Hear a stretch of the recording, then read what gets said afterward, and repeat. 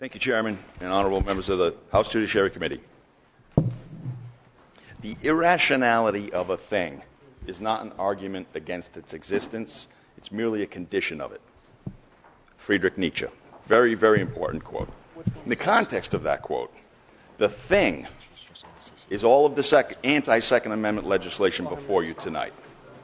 The irrationality of that thing is that these bills all operate on the presumption that bad guys care about following the law. I ask, if someone has made their mind up that they are going to commit the mother of all sins and commit murder, are we under the impression that that person is going to stop and care that they have more than 10 rounds in their magazine? They don't care.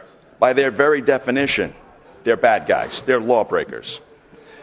This premise is the condition of the irrational thing's existence. The argument against the existence of this irrational thing, you're going to hear that from a lot of folks tonight when they issue their opinions on each of these bills one by one. I'm certain the term common sense gun control will also be used. But when we consider the fact, again, that law-breaking criminals do not care about any law, be they existing or new, that's common sense.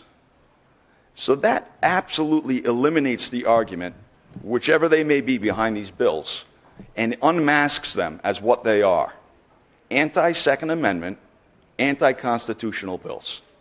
They seek to not solve problems. They seek to create issues to resolve through legislation that will whittle away at the Second Amendment rights that are enjoyed by every Rhode Islander and every American citizen in this nation. And with that very non-specific testimony, I will take any questions that may be out there. Thank you. Representative Knight.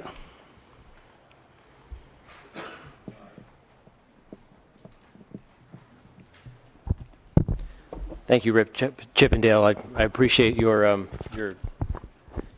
commentary and your presentation as always. I would throw up a counter argument for consideration.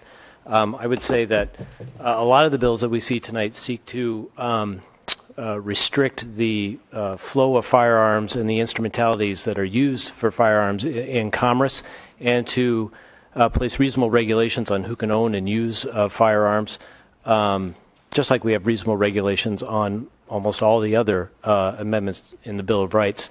I would say in my own personal experience, when a family member of mine was present at a mass shooting and, watched people next to her get shot and die, I believe that firearm was a family-owned weapon that had been in the house for ages. So the idea with a lot of these restrictions is that if you reduce the pool of firearms available to people who would use them unlawfully through reasonable regulation, then perhaps, maybe, someday, down the road, you will make it more difficult for someone who's going to use one of these firearms unlawfully to do so and save some lives. That's the thrust of many of these gun control bills.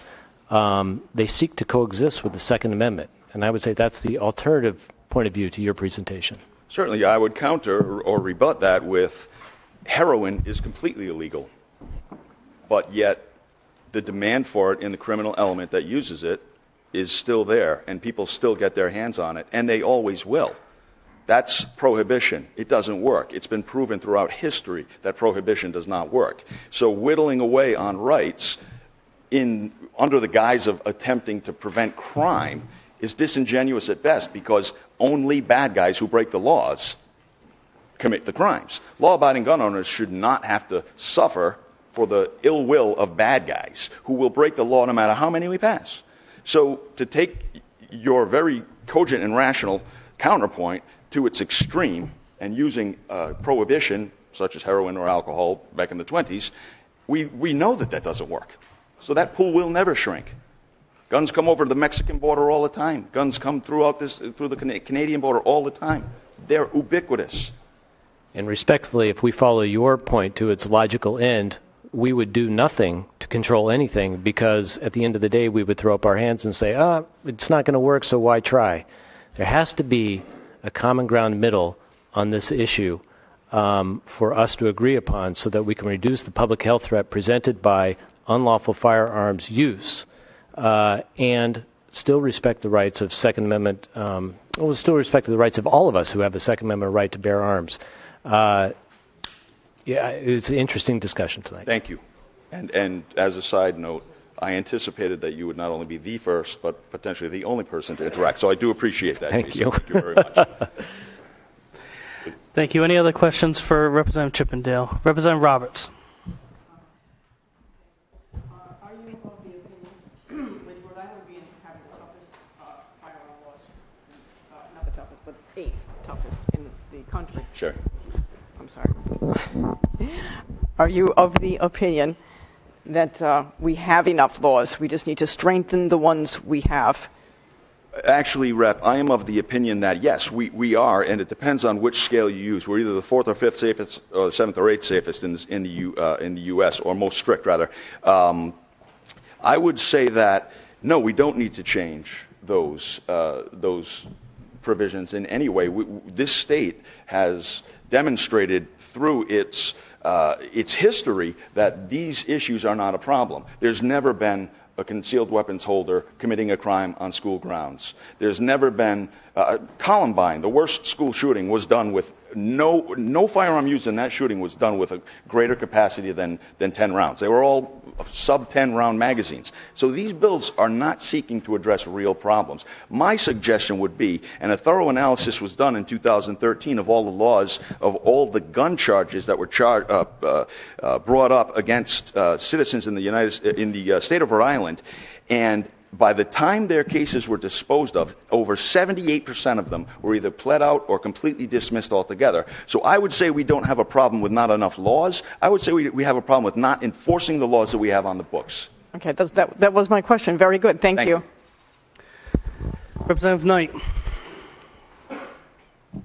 But of course, the nature of the criminal justice system is when you plead out, it means you skip the trial, you're still guilty of the charge. I understand. And oftentimes, those gun charges that are tossed on search and seizure issues because the government is respecting the citizens' Fourth Amendment rights. Perhaps there's an element of that, but not 78% of them. Well, were they 78% pled and tossed? No, or just some of them, there was a mixture of dismissals, right, or pleading. Maybe the drug charge stuck, but the firearm charge stayed. So my point is, if we are so intent on addressing firearm issues, why would we drop them? Why would we plead them out? Why wouldn't we enforce them to the fullest extent of the law, instead of creating more laws that we're not going to enforce anyway? Because when the Attorney General, and I know their representatives are here, come up across a legitimate, and there are not many of them, Fourth Amendment claim as to a search and seizure regarding a firearm, it's dismissed because the government's representing the Fourth Amendment rights.